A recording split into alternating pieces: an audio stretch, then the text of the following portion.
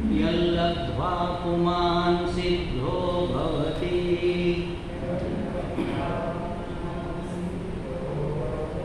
अमृतो भवति तृप्तो भवति यत्प्राप्य न किंचित् वाञ्छति न शोचति न द्वेष्टि न रमते नोत्साही भवति यज्ञात्वा मत्तो भवति स्तब्धो भवति आत्मा रामो भवति सा न कामयमाना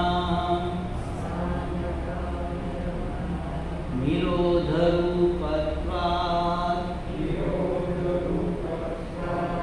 निरोधस्तु लोकवेदव्यापारन्यासः निरोधस्तु लोकवेदव्यापारन्यासः तस्मिन्ननन्यता तद्विरोधीषु उदासीनता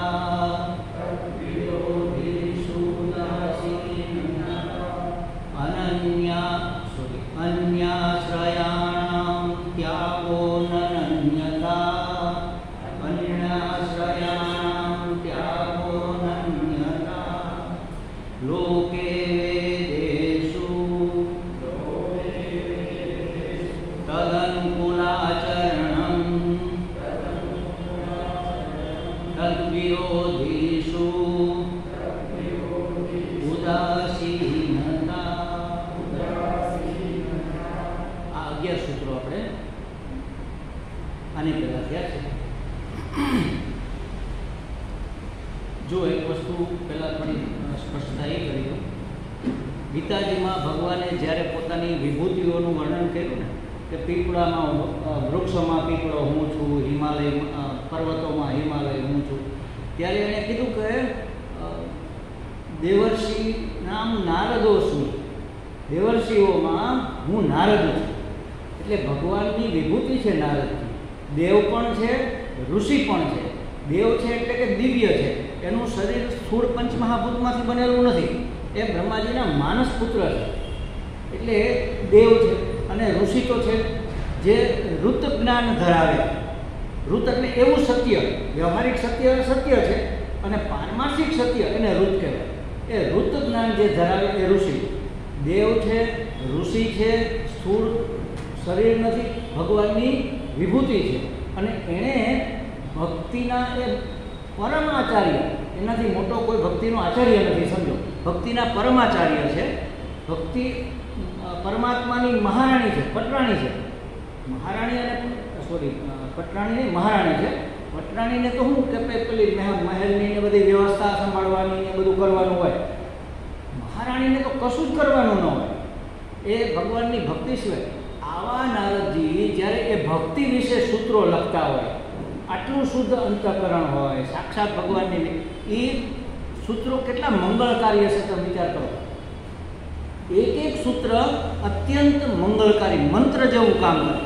આનું શ્રવણ માત્ર મંગળ છે, ખાલી સાંભળીએ ને તો પણ આપણું મંગળ થાય, તો એનું ઉચ્ચારણ કેટલું મંગળ હશે। હવે એ ઉચ્ચારણમાં આપણને તકલીફ પડે છે, મને અહીંથી અવાજ જ સંભળાતો નથી, હું મારે ભેગું શું કામ બોલવું પડે, થોડુંક લાંબુ સૂત્ર એટલે ભૂલાઈ જાય, આટલું 3 શબ્દોનું સૂત્ર કેવી રીતે ભૂલાઈ જાય, આપણું ધ્યાન નથી હોતું। મૂળ તકલીફ એમાં આપણી નથી, આ કુદરતી છે। આપણું અંતઃકરણની અંદર એટલા બધા મળ અને વિક્ષેપ પડેલા છે, એટલું બધું વિક્ષિપ્ત છે ને કે સ્થિર જ નથી। સ્થિર હોય તો કંઈક તળિયે દેખાય ને। જો પાણીની ડોલ એક ભરેલી પડી હોય, એ પાણીની ડોલમાં હું આમ વાટો વળીને કંઈ લેવા જાઉં તો ખિસ્સામાંથી કંઈક પડી જાય, માની લો કે સિક્કો પડી ગયો, ચાંદીનો સિક્કો, આપણે શું કામ નબળો કરીએ, ચાંદીનો સિક્કો પડી ગયો, તો મને પાણીની ડોલમાં તળિયે દેખાય કે મારો 5 રૂપિયાનો કે 10 રૂપિયાનો કે ચાંદીનો સિક્કો પડી ગયો। પણ એ ડોલમાં પેલો નળ લીકેજ હોય ને ટીપું ટીપું પાણી પડે રાખતું હોય તો પાણી હલે ને. અને એમાંય કોઈક છોકરાએ મુઠ્ઠી ભરીને ધૂળ અંદર નાખી દીધી હોય. હવે એમાં મારું કંઈક પડી જાય તો મને ખબર પડે શું પડ્યું એ ન ખબર પડે. ચાંદીના સિક્કાની તો વાત જ ત્યારે. હવે મારે શું કરવું પડે એના માટે જોવા માટે?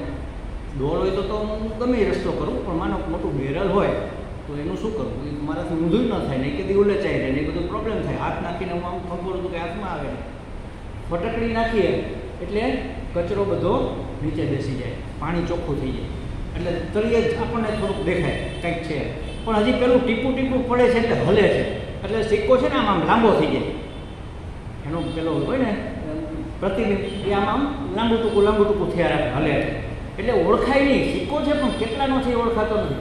હવે એને ઓળખવા માટે મારે શું કરવું પડે? નળને ટાઈટ બંધ કરવો પડે, પાણી પડતું વિક્ષેપ થતો બંધ કરો. કહેવાનો અર્થ એ છે કે મળ નિવૃત્ત થાય, વિક્ષેપ બંધ થાય તો તળિયે શું છે એ દેખાય. મારું અંતઃકરણ આ પાણીની ડોલ જેવું કે પાણીના પીપળા જેવું છે, એમાં પરમાત્મા બેઠો છે અંતર્યામી રૂપે, પણ મને દેખાતો નથી, મને ઓળખાતો નથી. દેખાતો નથી કારણ કે મળ છે, ઓળખાતો નથી કારણ કે વિક્ષેપ છે. સિક્કો તો છે, ખબર પડી ચાલો, પણ હજી વિક્ષેપ છે. મળ નિવૃત્ત થયા, પરોપકાર કર્યો, સેવાના કામ કર્યા, અહીંયા જે મોટી બહેને જે કામ કર્યા તમે બીજા કરો. મળ નિવૃત્તિ માટેનું સૌથી શ્રેષ્ઠ સાધન સેવા કાર્ય, અને એમાંય સત્સંગનું સેવા કાર્ય. એનાથી ઉત્તમ કામ બીજું હોય જ નહીં. મોટી બહેને જે કર્યું હવે નાની બહેન કરે છે, અતિ ઉત્તમ છે. આ તો ખરેખર મને ખબર નથી તમને કેટલી ખબર છે, પણ આનું જે પરિણામ ને આનું જે ફળ છે ને દુર્લભ છે. બીજા કોઈથી આ પરિણામ પ્રાપ્ત ન થાય, એટલું દુર્લભ, એટલું મહાન ફળ છે. આપણને ઘણી વખત ખબર નથી હોતી આપણે કેવું મહાન કાર્ય કરીએ છીએ, પણ પરમાત્માને તો ખબર છે ને. બસ આપણે બીજી શું જરૂર છે? એટલે મળ નિવૃત્ત થાય પછી વિક્ષેપ નિવૃત્ત થાય, અને વિક્ષેપ નિવૃત્ત થાય તો મને મારા અંતર્યામીની ઓળખાણ થાય.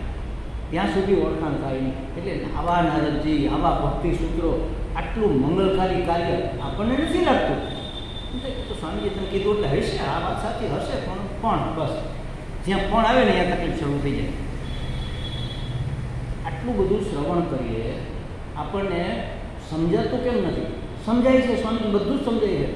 સમજાણું ત્યારે કહેવાય કે જ્યારે જીવનમાં એ વ્યાપી જાય, એ સર્વત્ર પ્રસરી જાય, મારા વ્યવહારની અંદર એ ઉતરે, ત્યારે એ સમજાણું કહેવાય. મેં કીધું ને તે દિવસે કે ભાઈ મને તરસ લાગે છે, પાણી ભરી દો. એમ કે હા મને સમજાઈ ગયું સ્વામીજી, અને પાણી ભરીને લાવે નહીં તો એ સમજાણું ન કહેવાય. સમજાણું હોય તો એ જીવનમાં વ્યવહારમાં ઉતરે. અને આ તો મારા કલ્યાણની વાત છે, બીજા કોઈની વાત હોય બરોબર, મારા પોતાના હિતની વાત છે, મારા પોતાના કલ્યાણની વાત છે. અને કેવું કલ્યાણ? પરમ કલ્યાણ. એનાથી મોટું બીજું કોઈ કલ્યાણ ન હોય. અરે હું તમને એમ કહું કે તમને ચાલો તમે ભલે નિવૃત્ત થઈ ગયા ત્રિવેદી સાહેબ, તમને હું છે ને મંત્રી બનાવી દઉં, નાણામંત્રી બનાવી દઉં ગુજરાતના. અરે સ્વામીજી તો કામ થયું, મોટું કામ થયું ને. નાણામંત્રી નહીં, તમને મુખ્યમંત્રી. અરે તો એથી વધારે કામ થયું. તમને કેન્દ્રમાં કેબિનેટ મંત્રી બનાવી દો, એથી મોટું. વડાપ્રધાન બનાવી દો, રાષ્ટ્રપતિ બનાવી દો, ચાલો. તો એ પણ શું, એની મર્યાદા તો ખરી જ ને. એના કરતાં હું તમને પરમાત્મા બનાવી દઉં તો એનાથી મોટું કાંઈ હોય? કારણ કે તમે છો, બનાવવાની જરૂર જ નથી. તમે પરમાત્મા છો, માત્ર ઓળખ કરવાની જરૂર છે. અને એ ઓળખ આપણને આ શાસ્ત્ર કરાવે છે. અને એ શાસ્ત્રના રચયિતા જે છે એ દેવર્ષિ, કેવી અદ્ભુત વિભૂતિ છે. એના મોઢામાંથી નીકળેલો શબ્દ, એક એક શબ્દ મંત્ર હોય, એક એક શબ્દ મંગલકારી હોય. એટલે આ હું ઠપકો નથી આપતો, આ તો સમજાવું છું. કારણ કે મને છે ને એક કેવું છે કે એક એક શબ્દ વિશ્લેષણ કરીને જો બરાબર સમજીએ ને તો એ જીવનમાં ઉતરે, અને તો એ આખા વ્યવહારમાં વ્યાપી જાય. નહીંતર ન વ્યાપે. આપણે ઘણું સમજ્યા, બધું સમજાઈ ગયું એવું લાગે છે. હમણાં એકાદ શબ્દ આવશે તો હું તમને કહીશ કે જો આ તમને સમજાઈ ગયું કે નહીં. બધાને લાગશે કે આ સમજાઈ ગયું. પછી એનો ખરેખર વાસ્તવિક અર્થ શું છે એ જરા ખોલીએ ને તો ખબર પડે આપણને. એટલે આપણે 11મું સૂત્ર લગભગ પૂરું કર્યું હતું. એમાં શું કીધું એનું જરા 2 મિનિટમાં જોઈ લઈએ. લોકે વેદેશુ તદ અનુકૂળ આચરણમ તદ વિરોધીશુ ઉદાસીનતા. લોકે વેદેશુ એટલે કે લોકેશુ વેદેશુ, બેમાં શું લગાડવાનું? આ સંયુક્ત અક્ષર હોય ને એટલે એક જ પ્રત્યય લગાડ્યો છે. લોકેશુ વેદેશુ તદ અનુકૂળ આચરણ. તત એટલે એક તો તત પરમાત્માનું નામ છે પહેલી વાર. અને અહીંયા પરમ પ્રેમ એટલે ભક્તિ, પરમ પ્રેમ એટલે પરમાત્મા. કારણ કે પરમ પ્રેમ તો પરમાત્મા સિવાય બીજે ક્યાંય હોય નહીં. પ્રેમ એટલે આનંદ. પ્રેમ આનંદનો પર્યાય છે. પરમ આનંદ ક્યાં હોય? પરમાનંદ સ્વરૂપ છે. પરમાત્મા તો પરમાનંદ સ્વરૂપ છે. એટલે એ પરમાત્માની પ્રાપ્તિના માર્ગમાં જે વિરોધી હોય, વિરોધી તો કોઈ હોય જ નહીં, કારણ કે બધું જ પરમાત્માનું છે. વિરોધી શું કામ? પ્રતિકૂળ હોય. પ્રતિકૂળ હોય. હું સાયકલ લઈને જતો ને પાછળથી પવન હોય તો મને અનુકૂળ પવન છે એમ કહેવાય, અને હું સામા પવને જતો હોય આમ ઢાળ ચડવાનો હોય તો પ્રતિકૂળ છે એમ કહેવાય. પવન પ્રતિકૂળ છે. આપણે એમ કહીએ છીએ કે મને પવન પ્રતિકૂળ છે. સાયકલ લઈને આવ્યો, હામા પવન આવ્યો, હાથ ચડી ગયો, પ્રતિકૂળ પવન હતો. પવન તો પવન જ હતો, મારી દિશા માટે પ્રતિકૂળ હતો. મારે જ્યાં પહોંચવું છે, જ્યાં જવું છે, જે કરવું છે એના માટે પ્રતિકૂળ હતો. તો એવી રીતે તત વિરોધી શું? તેનાથી પ્રતિકૂળ જે છે, એટલે કે પરમ આનંદથી પ્રતિકૂળ જે છે. જો પરમ આનંદની મારે પ્રાપ્તિ કરવી છે તો એની પ્રતિકૂળ વસ્તુને હું શું કામ ને હાથે કરીને, મારું મોઢું બળતું હોય તો હું મરચું શું કામ ખાવે, પણ છતાંય આપણે તો સુસવાટા કરતાં કરતાં ભરેલ મરચાના ભજીયા ખાઈ જાય આપણા કાઠિયાવાડી. કારણ કે એમાં એક જાતનો આનંદ છે. ખજવાડવામાં આનંદ છે કે લોહી નીકળી જાય પછી નક્કી કરીએ કે ના હવે હું કોઈ દિવસ નહીં ખજવાડું. થોડાક દિવસ પછી પાછું એમ લઈએ. ધ્રુવજી કે પ્રહલાદજી શ્રીમદ ભાગવતમાં કહે છે કે આ વિષયો છે ને એ આ ખુજલી જેવા છે, ખજવાળ જેવા છે. ખજવાડીને લોહી કાઢી નાખીએ ને પછી નક્કી કરીએ હવે કોઈ દી નહીં ખજવાડું, તો પાછા એની જ પરિસ્થિતિ આવીને ઊભી રહે. એટલે એ કહેવાનો અર્થ છે કે પરમાત્માની પ્રાપ્તિમાં, પરમાત્મા આપણને બહુ ન જાણતા હોય તો અત્યંત આનંદની પ્રાપ્તિમાં, બિન શરતી આનંદની પ્રાપ્તિમાં. હવે એક વસ્તુની એક વખત તો ચોખવટ ઘણા સમય પહેલાં કરેલી, અહીંયા છતાંય કરી દઉં. મારે આનંદની પ્રાપ્તિ કરવી છે, બરાબર? બધાને આનંદ જોઈએ છે, કોઈને દુઃખ જોતું નથી.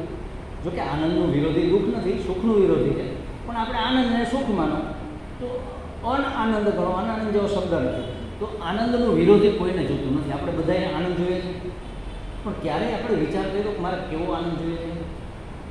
ક્યારેય વિચાર કર્યો? માની લો કે અત્યારે ભગવાનને એમ થાય કે હા હા આ તો બધા વડીલો છે, શુદ્ધ અંતઃકરણવાળા છે, અને આવો સરસ સત્સંગ કરે છે, અને વાંચી દક્ષિણામૂર્તિ નીકળીને બહાર આવે કે બોલો બોલો શું જોઈએ છે? તો આપણે શું કહીએ? ભગવાન મને આનંદ જોઈએ છે. માની તો કે સારું, જ્યાં તને આનંદ આપ્યો, તું જ્યાં સુધી અહીંયા બેસીને સાંભળીશ ત્યાં સુધી તને આનંદ આવશે. તો કે ના ભગવાન, અહીંયા બેસીને પછી હું બહાર તો જાઉં કે નહીં, મને તો બધી જગ્યાએ આવવો જોઈએ. સ્થળની મર્યાદાથી અતીત, સ્થળની મર્યાદા વગરનો મને આનંદ જોઈએ. હું પછી ગમે ત્યાં જાઉં, રોડ ઉપર હોય, બજારમાં હોય, બાથરૂમમાં હોય, રૂમમાં હોય, ફળિયામાં હોય, અગાસીમાં હોય, ગમે ત્યાં કોઈ પણ સ્થળની મર્યાદાને, સૌરાષ્ટ્ર કાઠિયાવાડમાં હોય કે ગુજરાતમાં હોય કે મુંબઈમાં હોય કે પરદેશમાં હોય કે મંગળના ગ્રહ ઉપર, કોઈ સ્થળની મર્યાદા વગરનો મને આનંદ જોઈએ. જો આ બધાને ક્યારેય વિચાર કરેલો આપણે આવો નથી કે ભગવાન કે સારું ચાલો તમે આટલું બધું કરો છો તો સ્વીકાર્ય, તમને સ્થળની મર્યાદાનો આનંદ નહીં મળે, સ્થળની મર્યાદા નહીં મળે, પણ 6 થી 7માં આનંદ આવશે. તમે ગમે એ સ્થળે જાઓ. અત્યારે 6 થી 7નો ક્લાસ છે ને, 6 થી 7માં ના મારા એવું ન ચાલે. ગમે તે સમયે, સવારે હોય, બપોરે હોય, રાત્રે હોય, 8 વાગે હોય, 10 વાગે હોય, 12 વાગે હોય, સમયની મર્યાદા વગરનો, સમયની મર્યાદા વગરનો, સ્થળની મર્યાદા વગરનો.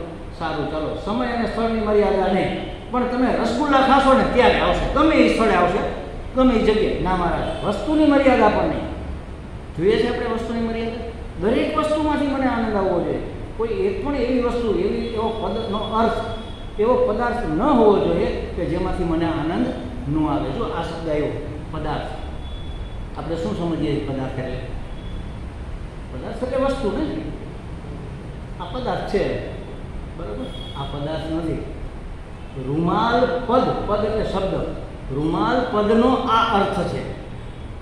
ઘડો એટલે ઘડો, જો અત્યારે ઘડો આપણી પાસે નથી તો ઘડો શબ્દ બોલવો એટલે મારા મગજમાં જે આકાર અને રૂપ રંગ સ્ફુરે ને એ વસ્તુનું નામ, એ પદનો અર્થ છે. હું ઘડો કહું તો જુદો અર્થ મારા મગજમાં સ્ફુરે, અને હું ઘોડો કહું તો જુદો અર્થ સ્ફુરે. ખ્યાલ આવ્યો? આ પદનો અર્થ છે. આપણે પદાર્થ શબ્દ 1000 વાર બોલતા આવીશું, ક્યારેય વિશ્લેષણ કર્યું નથી. મૂળ તકલીફ અહીંયા છે, બીજું કોઈ નથી. કારણ કે એ વિશ્લેષણ ક્યારે કરીએ? ચિંતન થાય, મનન થાય તો કરીએ ને. આપણે શ્રવણ કરીએ છીએ, અધ્યયન શું કહેવાય, વાંચીએ પણ છીએ ઘણું બધું, પણ એના ઉપર આપણું મગજ ચાલતું નથી. બેસીને ચિંતન કરવું જોઈએ. શાસ્ત્રમાં તો એવું કીધું છે કે તમે જેટલું શ્રવણ કરો એનું 100 ગણું ચિંતન કરવું જોઈએ. 1 કલાક શ્રવણ કરતા હોય તો 100 કલાક ચિંતન કરવું જોઈએ. દિવસમાં 100 કલાક ક્યાંથી કાઢવા? એટલે એનો અર્થ શું કે સતત ચિંતન ચાલવું જોઈએ, સતત એક ક્ષણ પણ બ્રેક વગર, અને મનન ચાલવું જોઈએ. અને જેટલું મનન કરો એનાથી 1000 ગણું ચિંતન એટલે લીધી ધ્યાસ ચિંતન કરવું જોઈએ. ચિત્તથી થાય એ ચિંતન, મનથી થાય એ મનન. શ્રવણ એનાથી 100 ગણું મનનથી 1000 ગણું નિધિધ્યાસ. તો તરત અંદરથી સ્ફુરણ થાય, તરત પરમાત્મા પ્રગટ થાય, બધા મળ વિક્ષેપ આવરણ દૂર થઈ જાય. ભગવાને કીધું આપણને પ્રસન્ન થઈ ગયા હતા, 3 વસ્તુની મર્યાદાથી આપણને મુક્ત કરી દીધા કે ગમે તે સ્થળે તમને આનંદ મળશે, ગમે તે સમયે આનંદ મળશે, ગમે તે વસ્તુમાંથી આનંદ મળશે. હવે કાંઈ જોઈ છે? કાંઈ હવે ભગવાન કે સારું ચાલો ગમે તે સ્થળે, ગમે તે સમયે, ગમે તે વસ્તુમાંથી 100 ઉઠબેસ કરો તો મળશે. તો કે ના મહારાજ, કોઈ આયાસ વગર, પ્રયાસ વગર અનાયાસ આનંદ જોઈએ છે અમારે. જોયું? હજી તો કેટલું બાકી છે. અનાયાસ આનંદ, કોઈને કમર વાકી વાળીને આનંદ નથી જોતો. બેઠા બેઠા, સૂતા એ મોજ કરતા કરતા આનંદ આવવો. મારે મુક્ત થવું છે પણ કાંઈ કરવું નથી, તો મુક્ત કેવી રીતે થવાય? શારીરિક શ્રમે નથી કરવાનો, સમજો, ખાલી માનસિક જ છે, બૌદ્ધિક જ શ્રમ કરવાનો છે. એ પણ આપણે કરવું, એટલે અનાયાસ આનંદ આવવો જોઈએ. ભગવાન કે તમે ભારી પાકા નીકળ્યા લો, ચાલો અનાયાસ આનંદ. હવે કાંઈ નથી જોતું ને? તો કે ના મારા હવે કાંઈ. તો તમે જ્યારે સૂતા હશો ને ત્યારે તમને આનંદ આવશે. તો કોઈ પણ સ્થિતિ, એટલે ટૂંકમાં મારે સભાન અવસ્થામાં આનંદ જોઈએ છે. મારે પ્રસંગ જેવું છે, સભાન આનંદ જોઈએ છે, બેભાન અવસ્થામાં નહીં. ગરમી ખૂબ પડી હોય, રાત્રે પરસેવાના આમ રેલા ઉતરતા હોય, નીંદમાં હોય, અને શિષ્યો આવીને જોવે, ઓહો ગુરુજીને તો પરસેવાના રેલા નીકળે છે, હાલો હાલો ઉપાડો એનો કાટલો સામેથી ઉપાડો, આપણે ગંગાને કિનારે જઈને મૂકીએ, ત્યાં થોડો ઠંડો પવન આવે. ગંગાને કિનારે મૂક્યો, હાશ, મહારાજને મજા આવી ગઈ, સરસ આમ ઊંઘ થઈ ગઈ. ખબર પડવા આવ્યું, થોડો કડકડાટ શરૂ થયો એટલે પાછો લઈને અહીંયા આવ્યા. પછી સવારે શિષ્યોએ પૂછ્યું કે મહારાજ મજા આવી? તો કે મજા તો નિંદર કરવાની, કે ને મજા એમ નહીં, પણ તમને આમ ઠંડક પંડકની મજા આવી? તો કે ક્યાં, કેવી ઠંડક, કેવો આનંદ? તો કે તમે ગંગા કિનારે હતા, મને તો ભાન જ નથી. તો ગંગા કિનારાના ઠંડકની જે, ગંગા કિનારાની ઠંડકનો જે આનંદ આવવો જોઈએ એ તો ના આવ્યો ને, કારણ કે ભાનમાં નહોતા. એટલે મારે સભાન આનંદ કહેવાનો અર્થ એ છે, આ બધાને એક જ શબ્દમાં કહેવું હોય તો પરમ આનંદ. બધું આની અંદર સમાય. હવે આપણે વારંવાર પરમાનંદ પરમાનંદ પરમાનંદ બોલીએ, પરમ પ્રેમ બોલીએ છીએ. હવે સમજાશે કે પરમ પ્રેમ એટલે શું? કે સ્થળની, કાળની, વસ્તુની મર્યાદા વગરનો, સભાન અને અનાયાસ, કોઈ પણ પ્રયાસ વગરનો આવો પ્રેમ, આવો આનંદ, એ તો પરમાત્માનું સ્વરૂપ છે. તો કે છે કે તદ વિરોધી શું ઉદાસીનતા, એના વિરોધી જે હોય એના પ્રત્યે ઉદાસીનતા. ઉદાસીન શબ્દ આપણે સમજી ગયા છે, સવારે એવા છે આપણે એની ચર્ચા થઈ ગઈ છે, એટલે વધારે ચર્ચામાં હવે નહીં પડી. તો કે છે લોકે વેદેશુ તદ અનુકૂળ આચરણ, પરમાત્માને અનુકૂળ હોય એવો લૌકિક વ્યવહાર કરીશું, એવો વૈદિક વ્યવહારે કરીશું, પણ એને પ્રતિકૂળ હોય એટલે કે એની પ્રાપ્તિમાં પ્રતિકૂળ. પરમાત્માને પ્રતિકૂળ તો શું હોય? પવન, મને હું એમ તો પવનમાં વિરોધી હતો, પવન વિરોધી નહોતો, હું વિરોધી હતો. ખાલી આટલું જ કરવાનું છે ભાઈ. માત્ર એક દીકરી, વરસાદ માની લો, ચોમાસાની સિઝન છે, હવે તો કઈ જોરદાર વરસાદ આવે, 1 દી 2 દી 3 દી, અને 3 દી લાઇટ નહીં બિલકુલ. હવે લાઇટ ન હોય તો અત્યારે કોની ઘરે ડમકી છે? સબમર્સિબલ બધે થઈ ગયા, કંડિક્ટર થઈ ગયા, અને એ લાઇટથી ચાલે. તો લાઇટ જ નહોતી તો પાણી કેમ ખેંચવું? ઘરમાં 2 બેડા ભર્યા હોય, પાણી તો ખલાસ થઈ ગયું. હવે રસોઈ કરવી છે, પાણીનું ટીપું ઘરમાં નથી, અને વરસાદ ધોધમાર વરસે. એટલે દીકરીને તપેલી આપીને કીધું, જા તું બારે તપેલીમાં પાણી લઈ આવે. પણ સીધું વરસાદનું આવે એ લેજે, આમાંથી તો શું ધૂળ ને બધું આવે ને, તું ત્યાં ઊભી રહેજે, પછી આવજે. થોડી વાર ઊભી રહી, સારી વાર થઈ ગઈ, દીકરી પાછી આવે નહીં. એટલે માએ અવાજ માર્યો, બેટા શું કરે છે? તો આવ અંદર. એટલે તો અંદર આવી, લાવ પાણી, ક્યાં? તપેલી આપી, ભીની એની કોરી. અરે રોડ ઉપર નદી હેલી જાય છે અને તારી તપેલીની અંદર સાવ કોરું, એક ટીપું પાણી નહીં. શું કર્યું તે?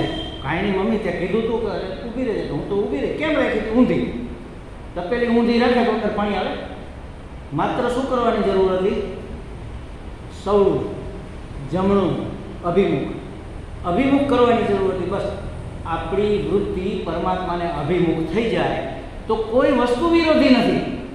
જ્યાં સુધી અભિમુખ નથી ત્યાં સુધી જે વિરોધી એટલે ટૂંકમાં એનામાં જે રૂકાવટ કરતી હોય, આમાં કોણ રૂકાવટ કરે ને, સાયકલ લઈને જતા સામે કોણ રૂકાવટ કરે ને, એવી રીતે જે એ મને ત્યાં પહોંચવામાં રૂકાવટ કરતી હોય એના તરફ ધ્યાન નહીં આપવાનું, એના તરફ ઉદાસીન, એને કોઈ મહત્વ નહીં આપવાનું. એવા કોઈ કાર્યને અહીંયા લોકેશું વેદેશું એટલે લોક અને વૈદિક કાર્યોની વાત છે, એના તરફ તમારી વૃત્તિ ન જવી જોઈએ, જેથી તમારી ગતિમાં બ્રેક ન લાગે. બીજું કોઈ એ કંઈ બગાડી શકવાનું નથી. કોઈ પણ વસ્તુ પરમાત્માને બગાડી શકતું નથી, તમને પહોંચતા બગાડી શકવાનું નથી. સમજો તમે એમ કહો કે ના મારે કાંઈ પરમાત્મા પ્રાપ્ત નથી કરવું, હાલો મુનીજી આપણે તો સિનેમા જોવા જવું છે, મારે ભલે બકબક કરે, કંઈ વાંધો નહીં, તમે સિનેમા જોવા જાઓ. અમારે ચિન્મયાનંદજી મહારાજ એક ઉદાહરણ આપતા, બહુ સમજવા જેવું છે. અને એની તો સ્ટાઇલ એવી હતી ને આમ ધડાધડ. તમારે તમે કોઈ કુંભાર જોયો છે? કુંભારનો પેલો નિંભાણો જોયો છે? ચાકડો તો ચાકડા પર એ ઘડા બનાવે, પછી એ ઘડાને અંદર હાથ રાખીને બહારથી ટીપીને મજબૂત બનાવે, પછી એને સૂકવે, છાંય તડકે સૂકવે તો તિરાડ પડી જાય. રાખમાં જબોળી અને સૂકવે, રાખમાં જબોળે શું કામ ને કે પાણી ચૂસી લે, પછી રાખ તો ખરી જાય ને, પછી છાંયે રાખે એટલે સેજ વાહટી જાય, સુકાઈ જાય, ગારો સાવ ન સુકાય, સેજ મોટા ભાગે સુકાઈ જાય. પછી એનો નિભાણો ગોઠવે. હું નાનો હતો ત્યારે અમારા ઘરની પછવાડે રાજા બાપા કુંભાર હતા, એટલે મને બરોબર આ બધી અમે શું કરતા, પેલા ગારાના ગોઢલા બનાવીને એના નિભાણામાં મૂકી દેતા, ભેગા એટલે પાકી જાય. એટલે એ નિભાણો કેમ ખળકે એ મહત્વનું છે. જુઓ, એ તળિયે લાકડા મૂકે, બાવળના કેવા બધા એને વારી કે લાકડા મૂકે. હવે એ લાકડા ઉપર જો ઘડો મૂકે ને તો ફૂટી જાય, કારણ કે લાકડું તો કઠણ હોય, વાગે, એટલે એના ઉપર ઘાસ પાથરે, અને ઘાસની ઉપર માટલા મૂકે, માટલા ઉપર પાછું ઘાસ પાથરે, એ ઘાસ ઉપર લાકડા, એ લાકડા ઉપર ઘાસ, એ ઘાસ ઉપર પાછા માટલા, એવી રીતે કરી અને આખો આમ ગોળ ગુંબજ જેવું તૈયાર કરે. પછી બહારથી ચાંદી દે, ગારાથી માટીથી બધું બંધ કરે. 3-4 જગ્યાએ બાકોરા રાખે. શું કામે? હવા જવી જોઈએ ને, હવા મળે, પેલે અગ્નિની ઝાડ બહાર નીકળે, ધુમાડો બહાર નીકળે, પછી એમાં દિવસ કરે અને સળગાવે, એટલે ભબ ભબ ભબ કરતું સળગે. પહેલાં શું સળગે? પહેલાં ઘાસ સળગી જાય. હવે ઘાસ સળગે એટલે શું થાય? જગ્યા થાય એટલે બધું નીચે આમ બેસે ને, ધીમે ધીમે નીચે બેસે એટલે પેલું કાણા પાસે જે માટલું હોય ને બહારું નીકળે. જો બહારું નીકળે તો કાચું રહી જાય. એટલે કુંભાર શું કરે, એક સાદું લાકડું સારું આમ સોબર બહુ અણીદાર ન હોય એવું લઈ અને ફરતો આટા મારતો હોય. જે માટલું બહાર નીકળે ને સે હળવેથી ધક્કો મારી પાછું અંદર નાખી દે. ભગવાન તમે ઈચ્છો કે ન ઈચ્છો, આ જન્મે કે 1000 જન્મે, આમ કહો જેને પકાવ્યા વગર છોડવાનો નથી, આમ કહો પકાવ્યા વગર છોડવાનો નથી, બેટર આ જન્મે પાકી જાય. મહારાજની સ્ટાઇલ અને એનું ઇંગ્લિશ, IAS ઓફિસરો એને સાંભળવા આવતા, એટલું સરસ. હજી છે યુટ્યુબ ઉપર ઘણા બધા એના વિડીયો છે, જોવા સાંભળવા જેવા છે. એટલે પાયકા વગર છૂટકો નથી, મારો કહેવાનો અર્થ છે આ જન્મે પાકીએ, ગમે એટલા 7 જન્મ પછી પાકીએ, પણ પાક્યા વગર છૂટકો નથી. અને પાકવું હોય તો એની પહેલી શરત છે અભિમુખતા. પરમાત્મા તરફ હું અભિમુખ હોવો જોઈએ, તો કોઈ કર્મ મારા માટે વિરોધી નથી. જો પુત્ર માટે પિતા અને માતાની આજ્ઞા માનવી એ લોક ધર્મ અને વેદ ધર્મ અનુસાર કર્તવ્ય છે. પત્નીને પતિની આજ્ઞા માનવી એ લોક અને વેદ બંને ધર્મ અનુસાર કર્તવ્ય છે. શિષ્યએ ગુરુની આજ્ઞા માનવી એ લોક વેદે શું કર્તવ્ય છે કે નહીં? હવે કર્તવ્ય એટલે શું એ મને કહ્યું? ચાલો એક પદાર્થ આપણે સમજ્યા ને, હવે આ કર્તવ્ય સમજીએ. કર્તવ્ય એટલે શું? ફરજ. બરોબર, આપણે આટલું જ જાણીએ. ફરજ હોય એ ફરજિયાત હોય, અને કોઈ પણ ફરજિયાત વસ્તુ કોઈને ગમે કોઈને? અહીંયા કર્તવ્ય એટલે ફરજ અર્થ નથી. કર્તવ્ય એટલે કરવા યોગ્ય. આ વસ્તુ આપણે આ કરવા જેવું છે, આપણને ઉત્સાહ રહે ને, મુનિજી આ કામ એક કરવા જેવું છે, આ લેવા જેવું છે, અહીંયા જવા જેવું છે, આ કરવા જેવું છે, તો મને ઉત્સાહ રહે અને આ કરવાનું જ છે. હો ભાઈ, તો જેની ના પાડે ને એ ખાસ કરીએ, અને જે કરવાનું કે ને એ જરા એમાં તો શું કરીએ? ઠાગા ઠૈયા કરીએ. ઠાગા ઠૈયા કરું છું, ચાચુડી ઘડાવું કરાવે. દાંડ કાગડો હતો, આપણે બધા એ છીએ, આપણી જ વાત હતી. એટલે કર્તવ્ય એટલે કરવા યોગ્ય, કરવા જેવું, આ કરી લેવા જેવું છે, આ કામ કરી લેવા. તો પુત્ર માટે પિતાની આજ્ઞા કર્તવ્ય છે, કરવા જેવું છે એ કામ, મા બાપની આજ્ઞા માનવી જોઈએ. પતિની આજ્ઞા પત્ની માટે કર્તવ્ય છે, ફરજ નથી. ફરજ હોય તો ફરજિયાત હોય, અને ફરજિયાત એટલે ગળા ફાંસો, સમજો કે અરે ફાંસો આવી ગયો, હવે શું કરીએ, ક્યાં જાય, કરવું પડે. અત્યારની જુઓ તમે, બહુ છૂટાછેડાના બધું થાય છે, કારણ કે કર્તવ્યને ફરજ સમજે છે, એ કરવા યોગ્ય નથી. અને મારું ઘર છે, મારા ઘરને મારે સ્વર્ગ બનાવવું છે, આ તો કરવા જેવું કામ છે, એવું છે કોઈના મનમાં? એટલે તકલીફ છે.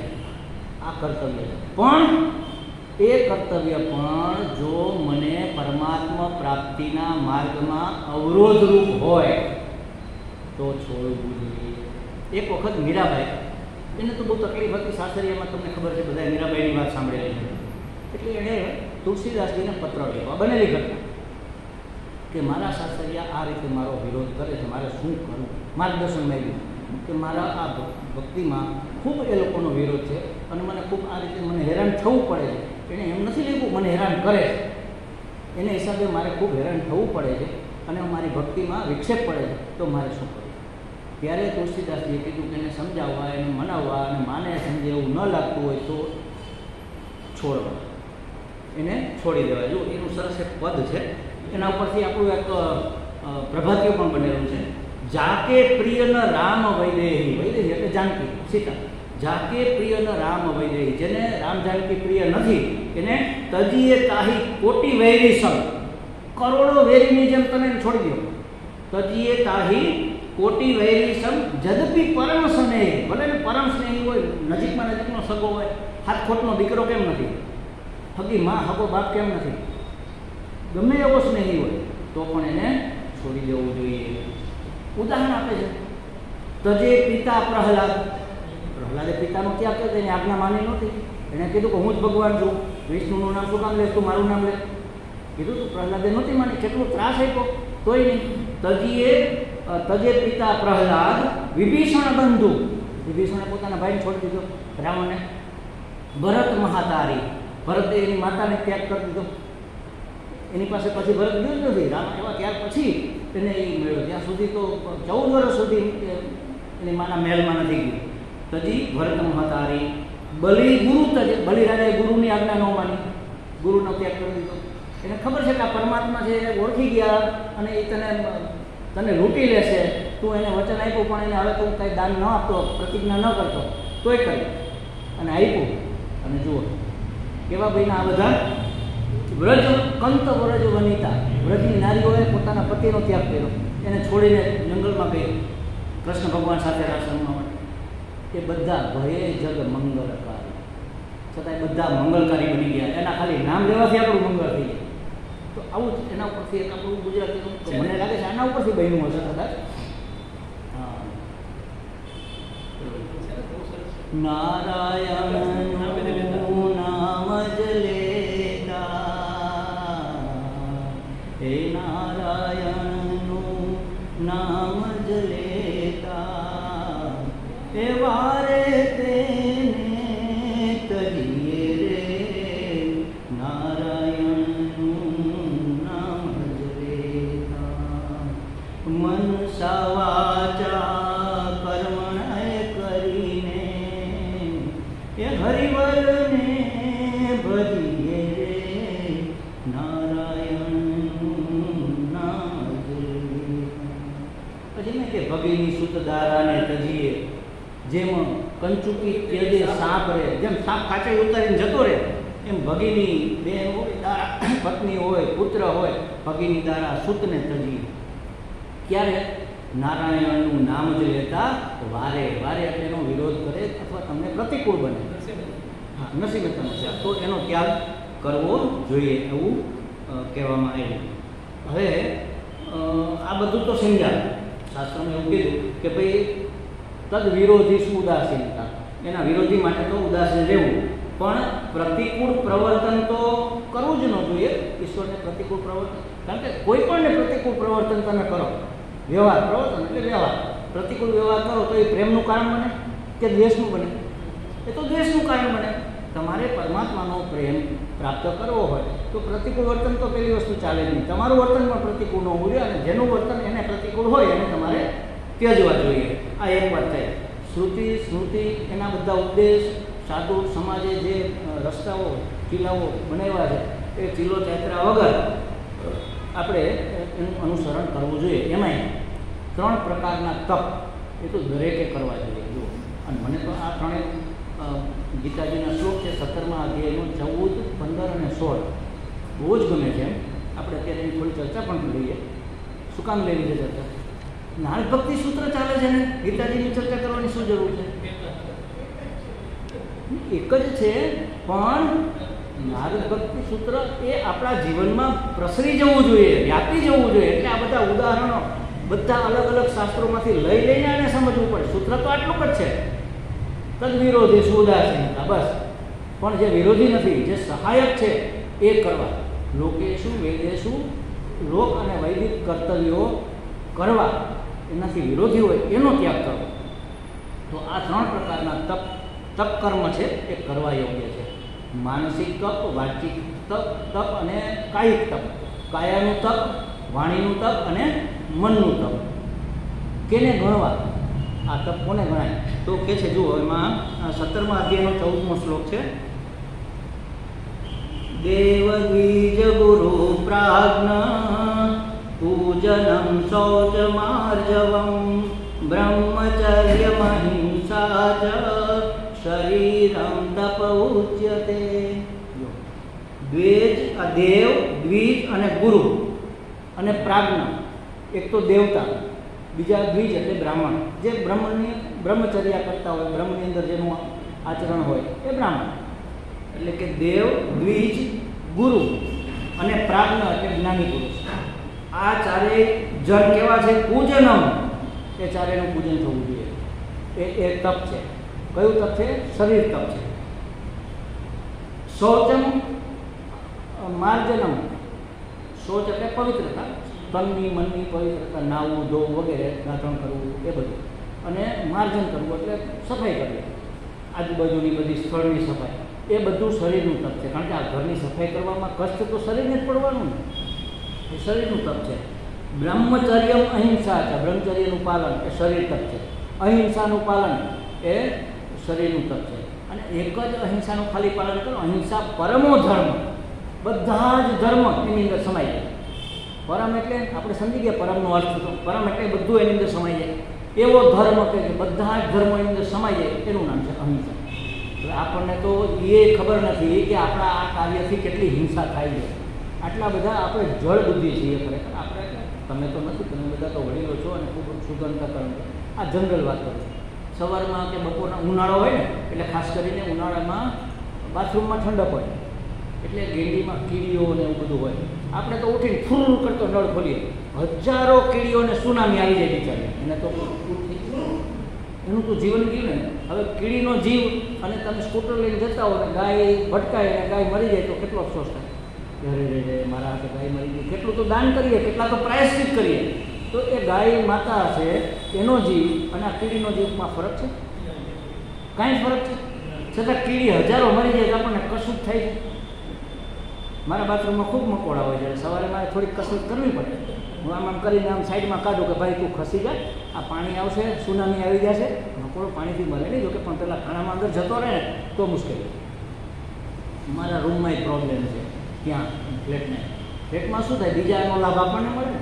એટલે હું જોકે પેલા ડ્રેનેજ છે ને એ બધું બંધ રાખવું, એના ઉપર કંઈક મૂકી દઉં, ત્યાંથી વંદા આવે.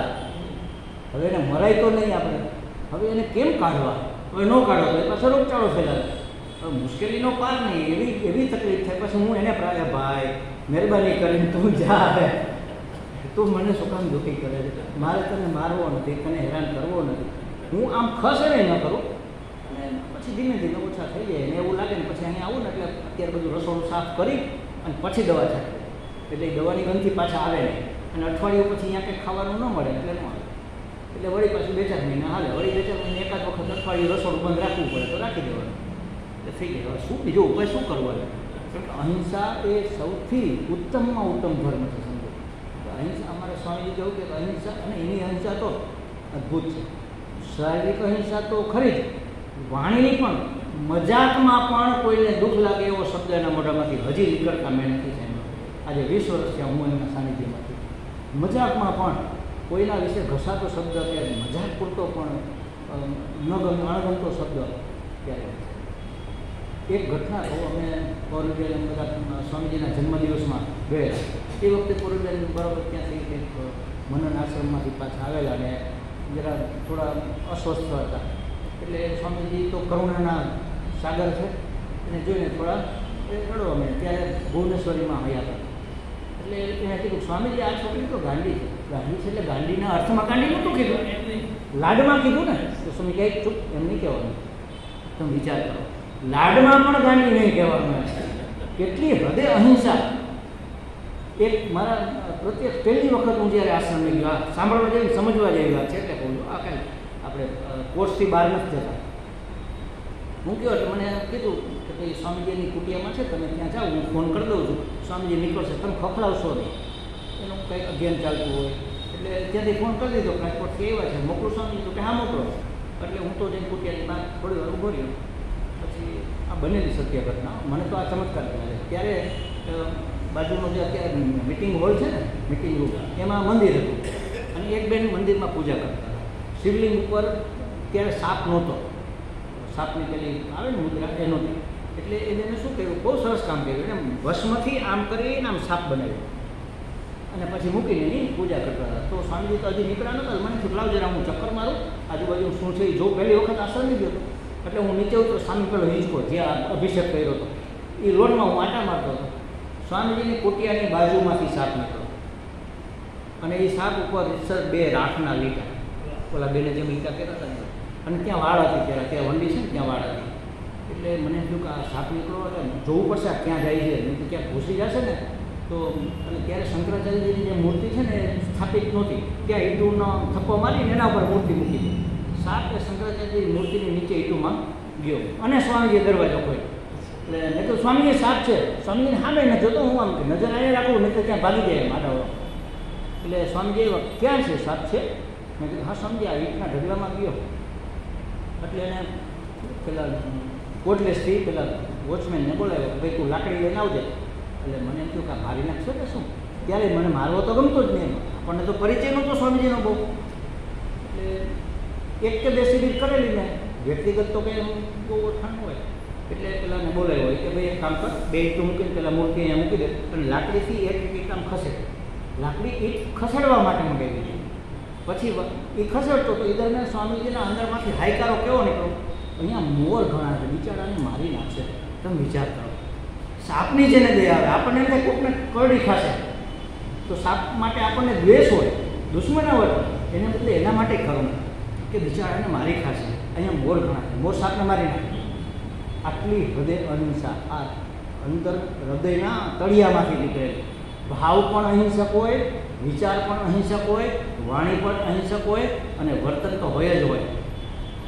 આ બધું જ્યારે આપણા જીવનમાં આવે ત્યારે અંતઃકરણ શુદ્ધ થાય. એવા શુદ્ધ અંતઃકરણમાં પરમાત્માનું પ્રાગટ્ય થાય.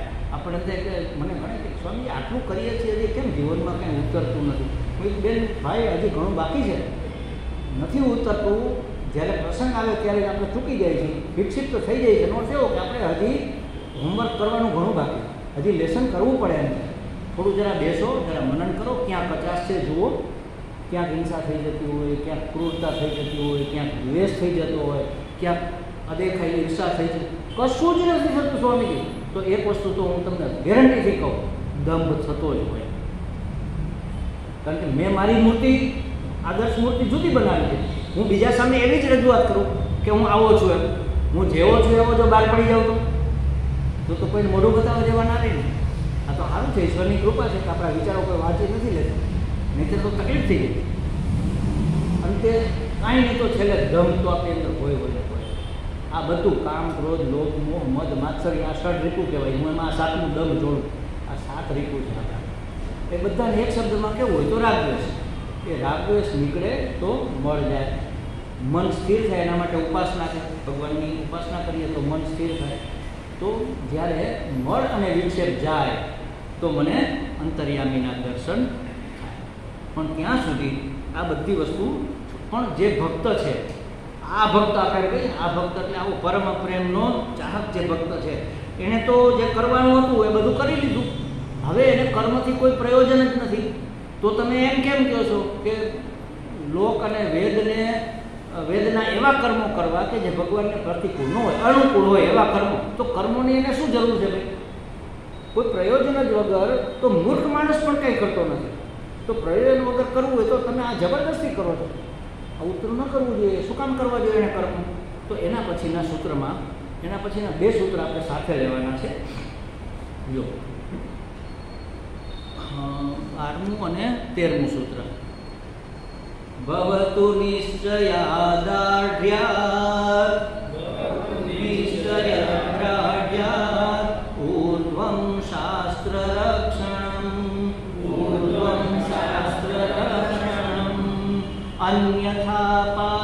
અન્યથા પાતિત્યા શક્યયા.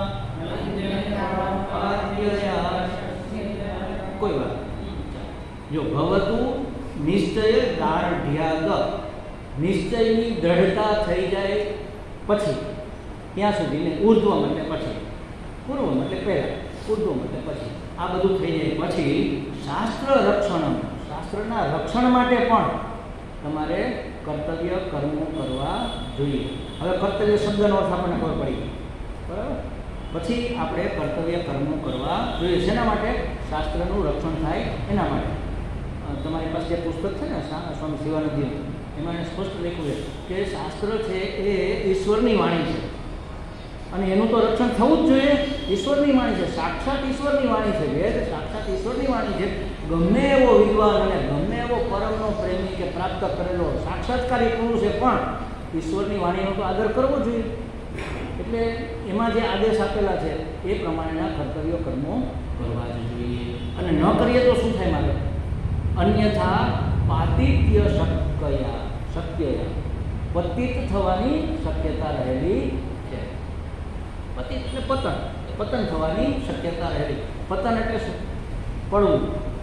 પતનનો અર્થ છે પડવું. હવે જુઓ, ઘણી વખત આપણે શબ્દ ભલે આ તો ભાષામાં બધે વપરાય છે, ખોટો છે એમ નથી કહેતા, પણ આપણે એને સમજતા નથી. અધઃ પતન આવો શબ્દ આપણે વાપરીએ. અધઃ એટલે નીચે, નીચે પડવું. તો કોઈ ઉપર પડે? પતન એટલે જ નીચે પડવું થાય. તો છતાંય આપણે અધઃ શબ્દ એમાં ઉમેરીએ, એટલે ભારપૂર્વક કહેવા માટે ઉમેરીએ કે પડી જ જાય. જે માણસ શાસ્ત્રની આજ્ઞા અનુસાર ન ચાલે, મનસ્વી રીતે જે માણસ પોતાનું વર્તન કરે, વ્યવહાર કરે, એનું અધઃ પતન થાય જ થાય. અધઃ ન કહ્યું, ખાલી પતન કહ્યું તો પણ એ જ થવાનું. પતન એટલે નીચે પડવું. પતન એટલે કે ઉપર તો કોઈ પડી જ ન શકે, તો નીચે જ પડે. સીધી સાદી વાત છે. એટલે ઘણી વખત શું છે કે આપણે ઇંગ્લિશમાં અને એમાં અત્યારના તો છોકરાઓ તો તમે વાતો સાંભળો ને મોબાઈલમાં કરતા આપણને પેલો કોર્નર આવે ને ત્યાંથી બેન્ડ વળી જાવ. બેન્ડ એટલે જ વળવું.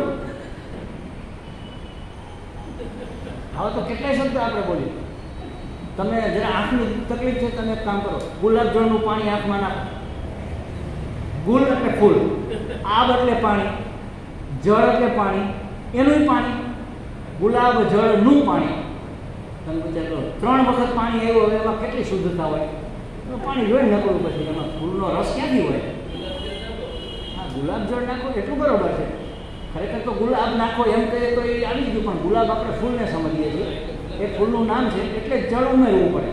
એટલે ગુલાબ જળનું પાણી, એટલે આ અધઃ પતન એવી રીતે આવા તો ઘણા શબ્દો છે, પણ એ શબ્દો જ્યારે શાસ્ત્રોક્ત રીતે વપરાતા હોય, ભાષાકીય રીતે વપરાતા હોય, ત્યારે એ ભારપૂર્વક કહેવા માટે વપરાતા. અધઃ પતન એટલે નિશ્ચિતપણે તમે નીચે પટકાશો જ. પડશો નહીં, પટકાશો. વખત દઈને પડશો, એમ આપણે ને વખત દઈને પડશો. જો અર્જુન જ્યારે શોકગ્રસ્ત થઈ ગયો પેલા મહાભારતના યુદ્ધ વખતે, અને ભગવાને હળી જેવી કરી હતી એને શોકગ્રસ્ત થવા માટે, મેં એમ નહોતું કીધું કે મને તમે મારા સગાવાલાની સામે લઈ જાઓ. એણે કીધું કે મારો રથ બંને સેનાઓની મધ્યમાં સ્થાપિત કરો, જેથી હું જોઈ લઉં કે કોની માયા સવાસે સૂંટ કાઢી. આવા બળ સાથે એ ગયો હતો. આવો એનો ટોન, એને એવા શબ્દો નથી વાપર્યા, પણ એનો કહેવાનો અર્થ એ હતો કે હું જોઉં તો ખરા મારે કોની સાથે લડવાનું છે, કોણ બહાદુર ને શૂરવીર છે. આ બધાને એને હમણાં જ હરાવેલા. આ વિરાટનગરમાં એ હતો ત્યારે આ બધા જ હતા. ગુરુ દ્રોણ ને ભીષ્મ બધા હતા, બધાને એને હરાવ્યા, બધાને પેલા શું કહે બાણ મારી અને બેભાન કરીને બાંધી લીધા. બાંધીને પેલા કેવું સાપ પાસ કેવું કહેવાય સર્પ પાસમાં એમાં બાંધી દીધા. અને પછી પેલો જે રાજકુમાર હતો ને એને કીધું જા તું બધાના ઉપવસ્ત્ર લઈ આવ, નહીંતર કોઈ માણસે નહીં તે બધાને હરાવ્યા, તું લઈ આવ અને કેજે કે મેં હરાવ્યા. આ ઉપવસ્ત્ર જો બધાને આબરૂ કેટલી બધાની, એ જ બધા સામે હતા. પણ ભગવાને સળી શું કરી? આ તારા કૌરવોને જો, કૌરવ તારા વંશજોને જો, તારા સગાઓને જો. અને એને શું જોયું? યોદ્ધાઓ જોઈએ નહીં, આ મામા ને કાકા ને ફુવા ને આ બધા શાળા ને આ બધા છે, પુત્ર ને પૌત્ર ને એને બધા. ત્યારે એને શું જોવાનું હતું? દુશ્મન જોવાના હતા ને. એટલે શું થયું? ગાત્રો ગળી ગયા, ઢીલો થઈ ગયો, સાવ શોકગ્રસ્ત થઈ ગયો, વિષાદગ્રસ્ત થઈ ગયો. ને એટલી હદે કે ભગવાનને કે ભગવાન મારા હાથમાંથી બાણ સરકી જાય છે, બાણ પકડી શકાય એવી તેવડ નથી, હાથમાંથી આમ આમ લપસી જાય છે. અને રથના પાછળના ભાગમાં ફસડાઈ પડ્યો, બેસી ગયો એવું નથી, ફસડાઈ પડ્યો. ત્યાં જે શબ્દ છે એનો અર્થ ફસડાઈ પડ્યો છે, એટલે કે ભગદન પડી ગયો. તમે વિચાર કરો, આવો મહાન યોદ્ધો. એટલે અમુક શબ્દો એનો અર્થ જો તમે પ્રોપર ન લો ને તો એની સ્થિતિ સમજાય નહીં. મૂક્યો છે આ કંઈક સવારે કરતા હતા લોકો. હા બરાબર. એટલે શબ્દોને સમજીને ખોલી ખોલીને કરીએ ને તો આ શાસ્ત્ર અંદર ઉતરે. આપણે મૂળ આપણો હેતુ એ જ છે કે આપણે જે કાંઈ સાંભળીએ છીએ આપણા જીવનમાં, આપણા વ્યવહારમાં આવે, જેનાથી આપણી સમસ્યાઓનો